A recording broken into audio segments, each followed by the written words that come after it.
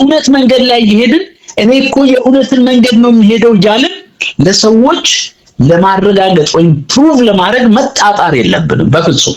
እግዚአብሔር በራሱ በጊዜው መልስ መስጠት ባለብን ሰዓት መልስ እንሰጣለን ስለምንከተለው እምነት። ከዛ በተረፈ ግን የኛን ኢኖሰንትነት የኛን ንጹህነት ግን ለሰዎች ለማስረዳት መጣጣር የለብንም። ለምን? ስራችን ይመስክረው። በዮሴፍ ላይ ወንድሞቹ ቀኑበት ይላል። ያየውን ህልም ሲነግራቸው እንኳን ወንድሞቹ አባቱ ሁሉ ገስጾት ነበር ይላል። ዝም ነው ያለው። በፈሪሳውያን ሸንጎ ዝም ነው ያለው። በጲላጦስ አደባባይ በንጉሱ አደባባይ ሲጠየቅ ዝም ነው ያለው። አንዳች መልስ አልመለሰም።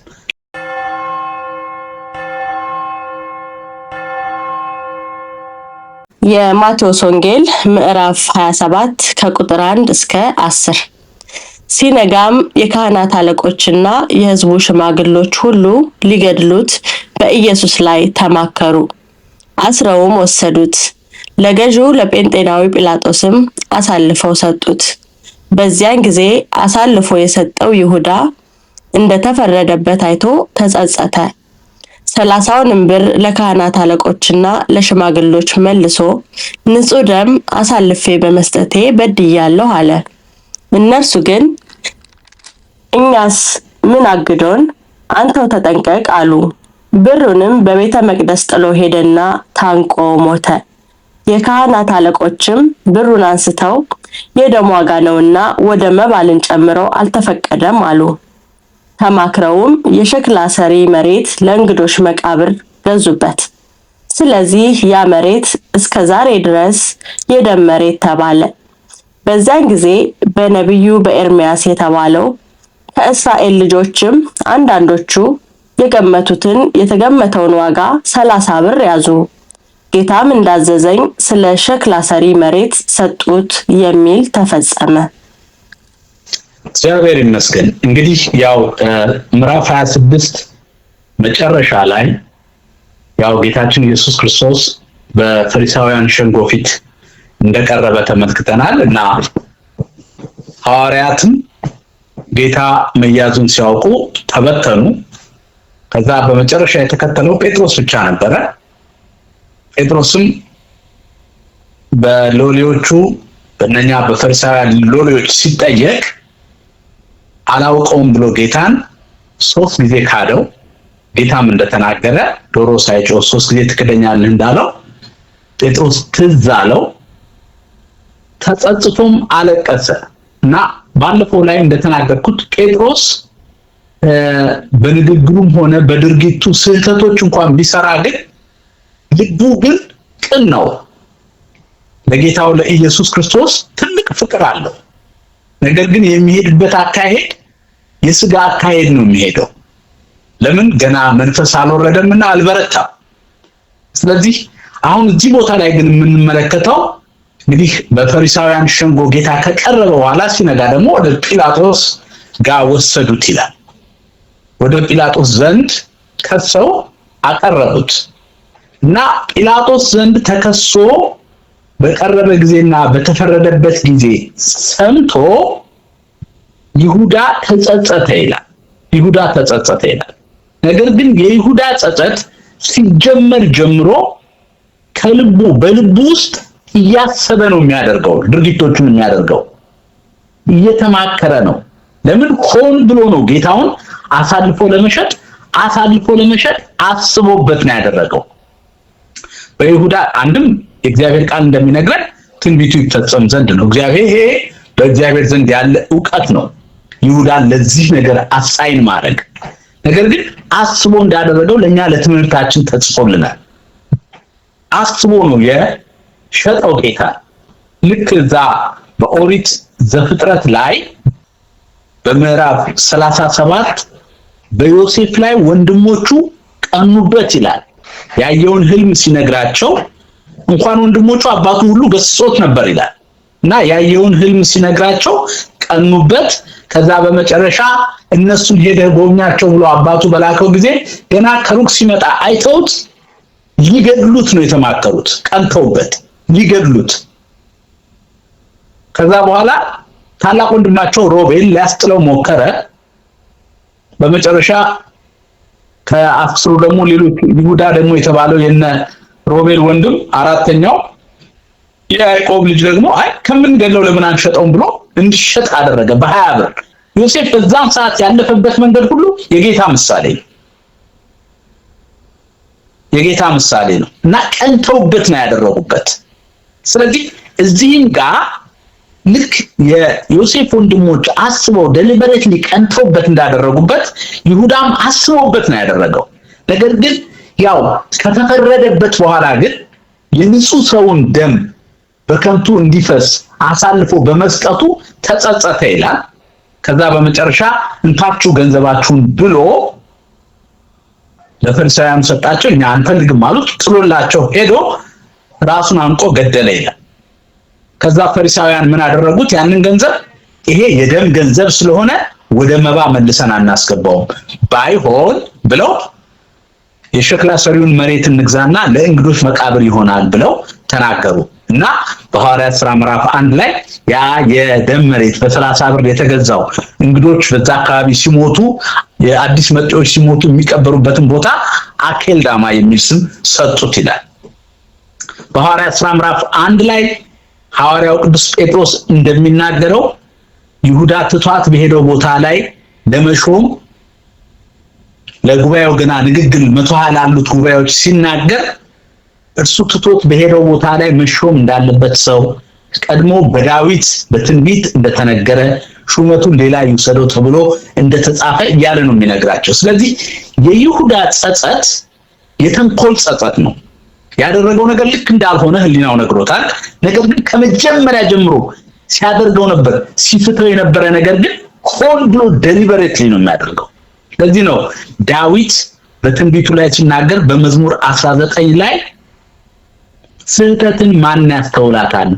ከተሰወረ ኃጢአት አንጻኝ፣ የድፍረት ኃጢአት ባሪያህን እንዳይገዛኝ ጠብቀኝ ይላል። ይሄ ብዙ ጊዜ ደጋግመን የሰማነው የጌታችን መድኃኒታችን ኢየሱስ ክርስቶስ በጲላጦስ ፍርድ ፊት መቅረብ የሰማነው ምንባብም ቢሆን ለኛ በዚህ ሰዓት የሚያስፈልገን ትምህርት የምንወስደው ነገር ምንድነው? የይሁዳን ሐሳብ ነው። ስለዚህ በድፍረት ኃጢአት እንዳናደርግ ለምን በድፍረት ካደረግን በኋላ ሆን ብለን ካደረግን በኋላ እንኳን በመጸጸት ለመምጣት በጣም አደገኛ እንደሆነ ስለ ኤሳው ምሳሌ ተነግሮናል። ኤሳው ብኩርናውን በድፍረት ነው የሸጠው። እኔ በረሃብ ከሞት ብኩርና ለኔ ምን ይስራልኛል ብሎ ብኩርናውን አቃለላት፣ በምስር ወጥ ለወጣት። ከዛ በኋላ ግን በለቅሶ ቢፈልጋት ሊያገኛት አልቻለም ነው የሚለው። ጴጥሮስ በምዕራፍ 26 መጨረሻ ላይ ተጸጸተ። በዮሐንስ ወንጌል ምዕራፍ 21 ላይ ደግሞ እንደምናየው ጌታችን መድኃኒታችን ኢየሱስ ክርስቶስ ለክብር ሲያበቃው እናያለን። ለምን ጴጥሮስ ይህንን እድል እንዴት አገኘ ብለን ብንል ጌታ አስቀድሞ በሉቃስ 22 ላይ በዚሁ በማቴዎስ ወንጌል ላይም እንደተጻፈው ሰይጣን እምነትህን እንደ ስንዴ ሊያበጥረው ፈልጎ ነበረ፣ እኔ ግን እምነትህ እንዳይጠፋ ማለድኩልህ አለው። ዋስትና አስቀድሞ አግኝቷል።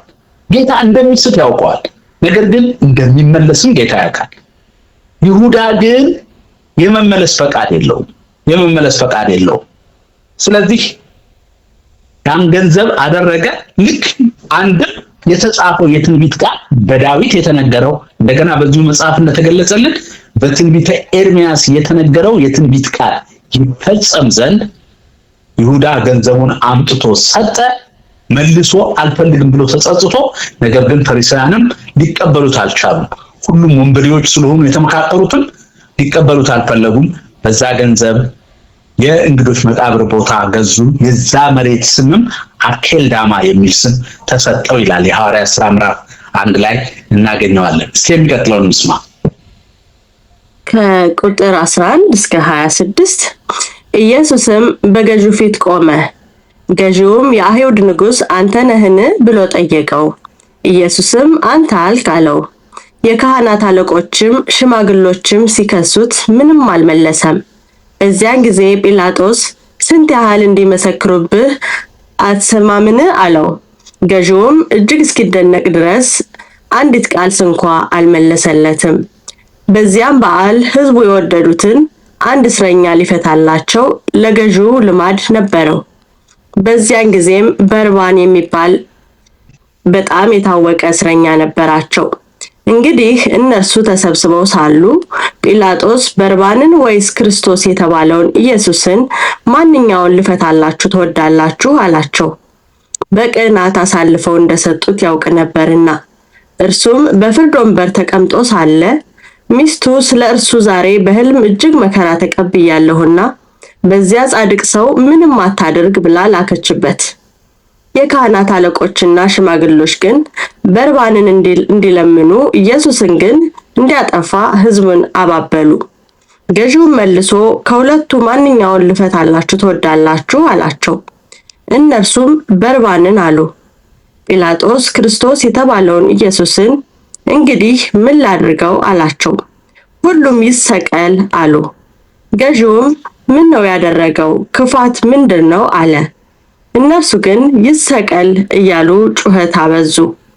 ጲላጦስ ሁከት እንዲጀመር እንጂ አንዳች እንዳይረባ ባየ ጊዜ ውሃ አንስቶ እኔ ከዚህ ጻድቅ ሰው ደም ንጹሕ ነኝ፣ እናንተ ተጠንቀቁ ሲል በሕዝቡ ፊት እጁን ታጠበ። ሕዝቡም ሁሉ መልሰው ደሙ በእኛና በልጆቻችን ላይ ይሁን አሉ። በዚያን ጊዜ በርባንን ፈታላቸው። ኢየሱስን ግን ገርፎ ሊሰቀል አሳልፎ ሰጠ። እግዚአብሔር ይመስገን። ያው ለመዳናችን የሆነልን ምስጢር ስለሆነ እግዚአብሔርን እናመሰግናለን። አንድያ ልጁን ኢየሱስ ክርስቶስን ልኮ ከዘላለም ሞት ወደ ዘላለም ሕይወት የመጣንበት መንገድ ይሄ ስለሆነ ክብር ለእርሱ ይሁን። እንግዲህ በዚህ ክፍል ላይ እንደሰማነው ልክ በምዕራፍ 26 ውስጥ ጌታ በፈሪሳውያን ሸንጎ ፊት በቀረበ ጊዜ በጠየቁት ሰዓት አንዳች አልመለሰላቸውም ተብሎ እንደተጻፈ በጲላጦስን ፊት በቀረበ ጊዜ እንደዚሁ አንዳች አልመለሰም። እዛ በፈሪሳውያን ሸንጎ በቀረበ ጊዜ የፈሪሳውያኑ አለቃ በእግዚአብሔር አምልሃለሁ አንተ የእግዚአብሔር ልጅ ክርስቶስ መሲሁ ነህ ሲለው አንተ አልክ አለው። ይሄ ደግሞ ዓለማዊ ንጉስ ስለሆነ ጲላጦስ አንተ የእስራኤል ንጉስ ነህን ሲለው አንተ አልክ ነው ያለው። ከዛ በተረፈ ግን አልመለሰላቸውም ይላል። ለምን? በጴጥሮስ መጽሐፍ ላይ እንደተጻፈ በሸላቾች ፊት ዝም እንደሚል በግ አንድ በግ ሊሸለት ሲል ጸጉሩ ሲበዛል ጸጉሩ ይፈለጋልና ጸጉሩ ሲሸለት ያ በግ ምንም ነገር አይልም። ልክ እንደዛ ዝም እንደሚል ጌታም በሚደርስበት ነገር ሁሉ ምንም አንዳች ነገር አልተናገረም፣ ዝም ነው ያለው። ይሄ እንግዲህ ለኛ ትምህርት ነው የሚሰጥ። እግዚአብሔር ስለራሳችን ዲፌንድ እንዳናደርግ ማለትም ስለራሳችን በእምነታችን ምክንያት በሚያስፈልግ ሰዓት ብቻ እንድንናገር እርሱ የሚሰጠን እንድንናገር፣ ከዛ በተረፈ ግን በእውነት መንገድ ላይ እየሄድን እኔ እኮ የእውነትን መንገድ ነው የሚሄደው እያልን ለሰዎች ለማረጋገጥ ወይም ፕሩቭ ለማድረግ መጣጣር የለብንም በፍጹም። እግዚአብሔር በራሱ በጊዜው መልስ መስጠት ባለብን ሰዓት መልስ እንሰጣለን ስለምንከተለው እምነት። ከዛ በተረፈ ግን የኛን ኢኖሰንትነት የኛን ንጹህነት ግን ለሰዎች ለማስረዳት መጣጣር የለብንም። ለምን? ስራችን ይመስክርብን። ጌታ ከእናንተ እኔ በኃጢአት የሚከሰኝ አለ ወይ ብሎ በሌላ ወንጌል ክፍል ቀደም ብሎ ጠይቋቸዋል። ማናቸውም ሊከሱት አልቻሉም። የተከሰሰው በአንድ ነገር ነው፣ ራሱን የእግዚአብሔር ልጅ ነኝ ስላለን። ኦፍ ኮርስ እርሱም የእግዚአብሔር ልጅ ነው በእውነት። ስለዚህ ዲፌንድ ለማድረግ መሞከር የለብንም። ይሄ ከጌታ የምንማረው ነገር ነው። ሌላው ጲላጦስ በቅንዓት አሳልፈው ለሱ እንደሰጡት ያውቃል ይላል እዚህ ላይ ሲናገር። በሐዋርያት ሥራ ምዕራፍ 5 ላይ በሐዋርያት ላይ የሚደረገውን ድንቅና ተአምራት ተመልክተው በቅንዓት ያዟቸው ይላል ሐዋርያትን። እዚህም ጋር ጌታ ላይ እውነት ለእግዚአብሔር መንግስት አስበው ለሙሴ ሕግ ተጨንቀው ይመስላል። ፊት ለፊቱ ልክ ለሙሴ ሕግ የሚከራከሩ ይመስላል። አይደለም፣ ግን በቅንዓት ነው አሳልፈው የሰጡት። በዛ በፈሪሳውያን ሸንጎ በቀረበ ጊዜ የሐሰት ምስክር ይፈልጉ ነበር ይላል። የሐሰት ምስክር እንዲመሰክርበት የሐሰት መስካሪዎችን ይፈልጉ ነበር። እዚህ ላይም ደግሞ በዓመት አንድ ጊዜ ጲላጦስ እስረኛ ይለቅላቸዋል በዓሉን በማስመልከት እና በዓመት አንድ ጊዜ እንደማደርግላችሁ በጣም የታወቀ እስረኛ በርባን ይባላል። ከዚህ ደግሞ አሁን ክርስቶስ ኢየሱስን አምጥታችሁ ከሳችሁታል። ከነኚህ ከሁለቱ ማንን ልልቀቅላችሁ ሲላቸው ወደ ህዝቡ ገብተው ህዝቡን እያባበሉ በርባን ይፈታልን፣ ኢየሱስን ስቀለው በሉ እያሉ ህዝቡን ያሳድሙ ነበር ይላል። ጠቅላላ የሄዱበት መንገድ በሙሉ በቅንዓት ነው። ነገር ግንስ የተጻፈው ይፈጸምም ዘንድ ነው። የሚገርመው የሃይማኖት ሰዎች ከሆኑት ከፈሪሳውያንና በዛ በሃይማኖቱ ትምህርት ውስጥ አለን ከሚለው ተከታዮቻቸው ይልቅ አህዛብ የተባሉት የክርስቶስን መልካምነት እግዚአብሔር በአንድም በሌላም ይገልጥላቸው ነበር። ከነኚህም አንዱ የጲላጦስ ሚስት እሷ በህልሟ በራእይ በህልሜ ስለዚህ ጻድቅ ሰው ስጨነቅ ነው ያደርኩት እባክህ አንዳች ነገር እንዳታረግበት ብላ ሚስትየው መልእክት ላከችበት ይላል። ላከችበት። ስለዚህ ራሱ ጲላጦስ በቅንዓት አሳልፈው ለሱ እንደሰጡት እና ሊፈታው ወዶ እንደነበር ጴጥሮስም በሐዋርያት ሥራ ላይ ይናገራል። በመልእክቱ ላይ ጴጥሮስም እንደተናገረው በቅንዓት ወደሱ አሳልፈው እንደሰጡት ጲላጦስ ያውቃል። የጲላጦስ ሚስት ደግሞ ይሄንን ሰው ጻድቅ ነው ብላ መሰከረችለት። በጣም የሚገርም ነገር ነው። የጲላጦስ ሚስት ጻድቅነቱን አረጋግጣለች። በሉቃስ ወንጌል ላይ እንደሚነግረን ደግሞ የገሊላ ሰው ነው ስለተባለ ወደ ሄሮድስ ዘንድ ተልኮ ነበር ይላል። ሄሮድስም መርምሮት አንዳች አላገኘበትም ይላል። ጲላጦስም አንዳች አላገኘበትም። በቅንዓት አሳልፈው እንደሰጡ ታውቋል። ስለዚህ አሕዛብ ወገን የሆኑት እነኚህ እንደገና ደግሞ በመስቀል ላይ በተሰቀለ ጊዜ ያ ሮማዊ ወታደር መቶ አለቃ ይህ ሰው በእርግጥ ንጹህ ነው፣ ጻድቅ ነው፣ የእግዚአብሔር ልጅ ነው ብሎ እንደመሰከረ በወንጌላት ላይ ተጽፏል። ከውጭ ያሉ ሰዎች የክርስቶስን ንጽህና አምላክ መሆኑን ሲረዱ ሕግን እናውቃለን በሃይማኖት ውስጥ ነን የሚሉት ግን ክርስቶስን ሳያውቁት ቀርተዋል። ከዛ በመጨረሻ ጲላጦስ ምናላቸው በቅንዓት እንደሰጡት ንጹህ እንደሆነ ስላረጋገጠ ከዚህ ሰው ደም እኔ ንጹህ ነኝ ብሎ እጁን ታጠበ። ግን ያው በመጨረሻ ደግሞ ገርፎ ለእነርሱ አሳልፎ ሰጣቸው። ስለዚህ እኔ ከዚህ ሰው ደም ንጹህ ነኝ፣ ደሙ በእኛና በልጅ ልጆቻችን ላይ ይሁን ብሎ ህዝቡ ተናገረ ይላል መጽሐፍ። ብዙ ጊዜ ከአፋችን ስለሚወጣው ቃል መጠንቀቅ አለብን። የሚወጣው ቃል ወደ ሞትም ወደ ፍርድም ወይም ወደ ህይወት መንገድ ሊወስደን ይችላል። ስለዚህ እነኛ የእስራኤልን ህዝብ ወክለው ፈሪሳውያኖቹ አብረውት የነበሩት ህዝቦች ደሙ በእኛና በልጆቻችን ላይ ይሁንብን፣ ስለዚህ በፍጹም ይሰቀል ብለው ተናገሩ። ከዛ ጲላጦስም ለእነርሱ አሳልፎ ሰጠው፣ ገርፎ አሳልፎ ይሰቅሉት ዘንድ ሰጣቸው ይላል። ስለዚህ ከዚህ ክፍል ውስጥ የምንመለከተው ጌታችን አምላካችን መድኃኒታችን ኢየሱስ ክርስቶስ ባለፈበት የመስቀል ጉዞ ላይ ዝም ነው ያለው። በፈሪሳውያን ሸንጎ ዝም ነው ያለው። በጲላጦስ አደባባይ በንጉሱ አደባባይ ሲጠየቅ ዝም ነው ያለው። አንዳች መልስ አልመለሰም። ለምንድን? ያ በኢሳይያስ መጽሐፍ ላይ የተነገረው የትንቢት ቃል ኢሳይያስ 53 ላይ የተነገረው የትንቢት ቃል ይፈጸም ዘንድ ጌታ ይሄንን አደረገ። ዝም ነው ያለው። እኛም ስለ ክርስቶስ መንገድ ስንሄድ የክርስቶስን እውነት ለመናገር ወደኋላ ማለት የለብንም። በእምነታችን ማፈር የለብንም። ነገር ግን በመንገዳችን ላይ ከአምላካችን ጋር ባለን ግንኙነት እርግጠኞች ከሆንን ሕሊናችን በሰውና በእግዚአብሔር ፊት ንጹህ መሆኑን ካረጋገጥን ግን ራሳችንን ዲፌንድ ለማድረግ ራሳችንን ከነገሩ ንጹህ ነኝ ለማለት መከራከር የለብንም። ለምን? ራሱ እግዚአብሔር በጊዜውና በሰዓቱ ከዛ ያወጣናል ማለት ነው። ጌታም ይሄን የሚያልፍበትን የስድብ የዛቻ መከራ ለማለፍ ነው በጌቴሴማኒ ጌታ ሆይ ፈቃድ ቢሆን ይህች ጽዋ ከኔ ትለፍ፣ እንደኔ ፈቃድ ግን አይደለም እንዳንተ ፈቃድ ይሁን አለ። በሉቃስ 22 ላይ እንደተጻፈልን የሚያበረታው መልአክ ታየው፣ በረታ። ለእኛም የሚያበረታን ቅዱስ መንፈስ በሚያስፈልገን ሰዓት ቅዱሳን መላእክትን እየላከልን እያበረታን እንድንሻገር እንድንራመድ ይረዳናል። እስቲ የሚቀጥለውን እንስማ። ከቁጥር 27 እስከ 31 በዚያን ጊዜ የገዢው ወታደሮች ኢየሱስን ወደ ገዥ ቤት ውስጥ ወሰዱት። ጭፍራውንም ሁሉ ወደ እርሱ አከማቹ። ልብሱንም ገፈው ቀይ ልብስ አለበሱት። ከእሾህም አክሊል ጎንጉነው በራሱ ላይ በቀኝ እጅም መቃ አኖሩ።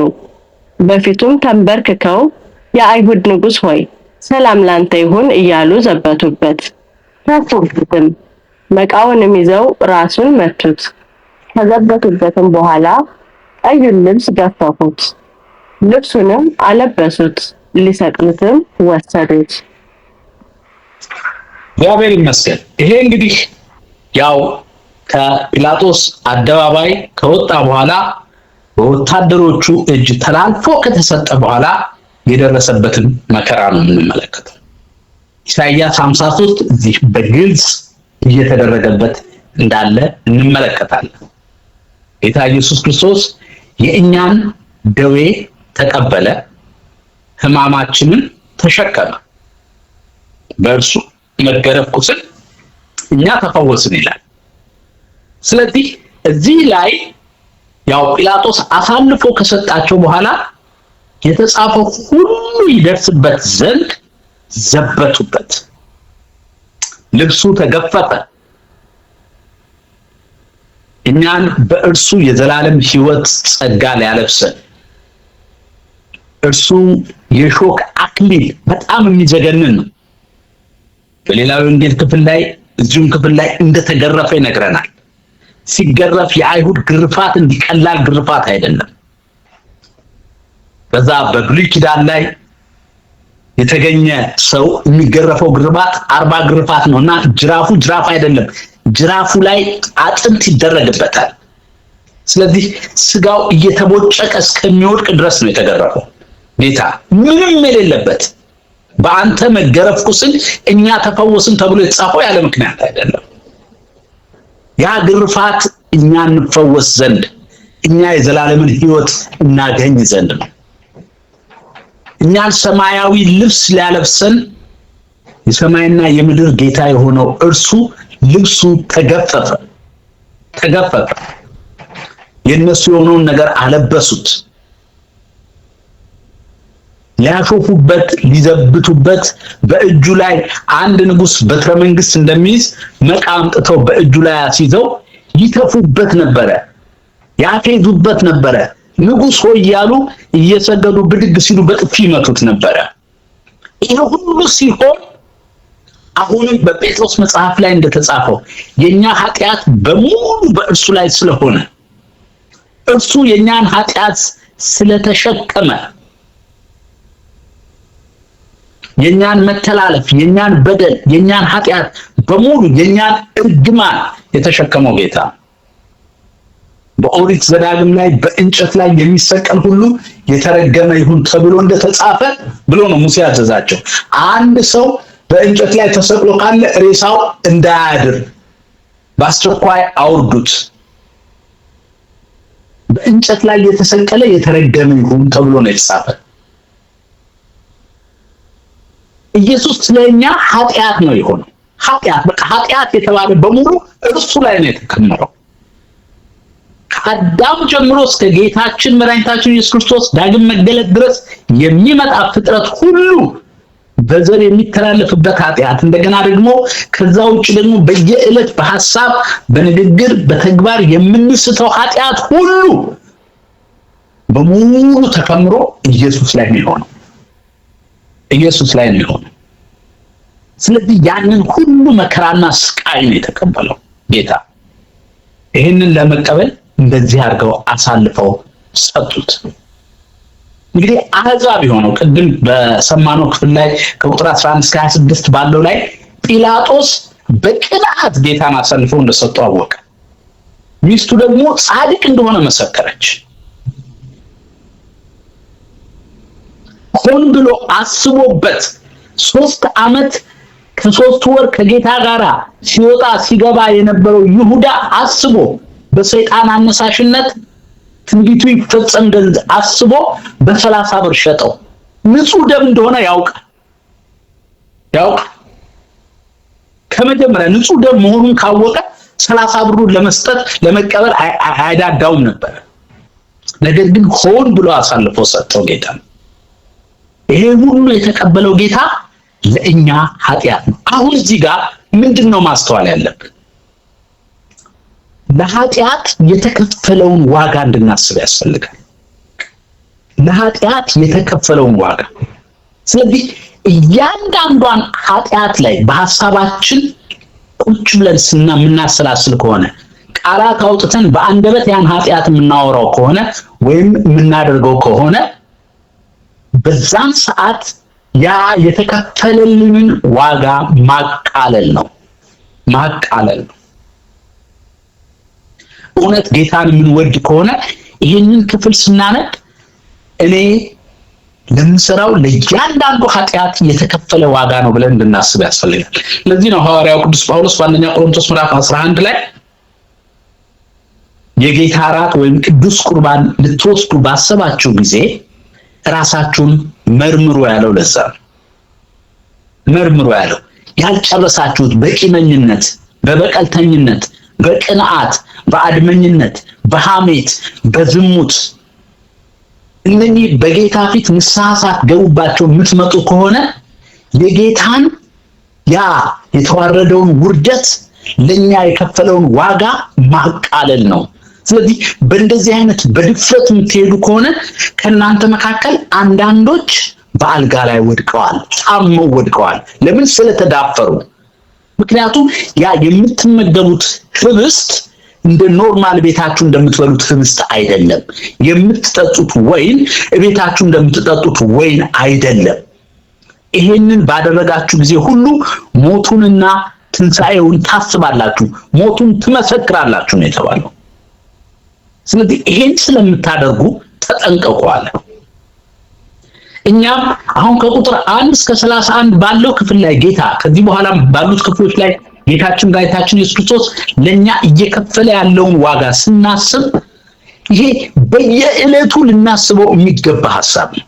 በአመት አንድ ቀን በአመት የተወሰነ የበዓል ቀን የምናስበው ጉዳይ አይደለም፣ የየዕለት ጉዳይ ነው። በእርግጥም ደግሞ የሚደረገውም ይሄ ነው።